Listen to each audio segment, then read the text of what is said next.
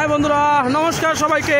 আমরা এখন আছি তিস্তা ব্রিজের, নতুন তিস্তা ব্রিজের একদম মাস সেন্টারে। আমরা দেখতেছি এখানে বিশাল বড় মশাল মিছিল হচ্ছে তিস্তা মহাপরিকল্পনা বাস্তবায়নের লক্ষ্যে। এইদিকে কাউনিয়া, তার এই পাশে হচ্ছে লালমনিরহাট। তিস্তা প্রচুর চলতেছে। আমরা এখন তিস্তা ব্রিজের ঠিক উপরেই আপনাকে দেখার চেষ্টা করতেছি। বিশাল বড় মশাল মিছিল।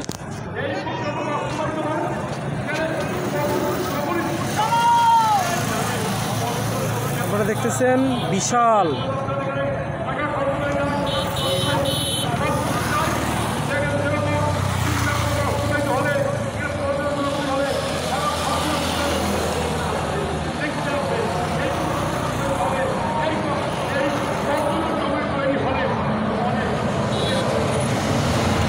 মশাল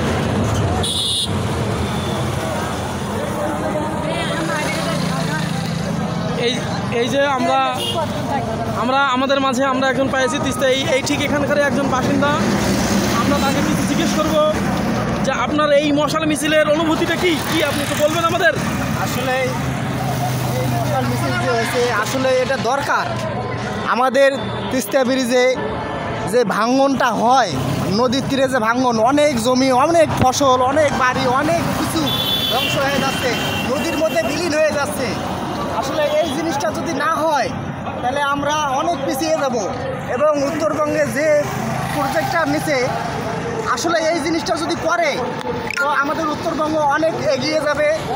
আর এটা দরকারও। আমরা আসলে অনেক অসহায়ের মধ্যে, অবহেলিতর মধ্যে পড়ে আছি। দক্ষিণবঙ্গে আপনারা চিন্তা করেন দক্ষিণবঙ্গে কীরকম অবস্থায় আছে। আসলে আমরা কিন্তু সেই অবস্থা নাই। আমরা হত দরিদ্র মানুষ। আপনারা জানেন এই উত্তরবঙ্গে এই একটি কাজ বাজেট হয়েছে। তো আসলে আমার মনের ইচ্ছা এই কাজটা আমি আসলে দেখে যেতে চাই। ভগবান যেন আমাকে মৃত্যু না রাখে। আমি আসলে হিন্দু মানুষ। আপনি এখানে একটা জনপ্রিয় একটা স্লোগান চলতেছে, আপনি কি স্লোগানটা দিতে পারবেন? হ্যাঁ, অবশ্যই। চলো তিস্তা বাঁচাও। ধন্যবাদ। আপনারা শুনলেন একজন ভাইয়ের আমাদের একজন তার অনুভূতি। ধন্যবাদ। আমরা চাই তিস্তা ব্রিজে এই তিস্তা মহাপরিকল্পনা অতি দ্রুত বাস্তবায়ন হোক, তিস্তা পারে মানুষের মনোবাসনা কামনা পূরণ হোক। ধন্যবাদ।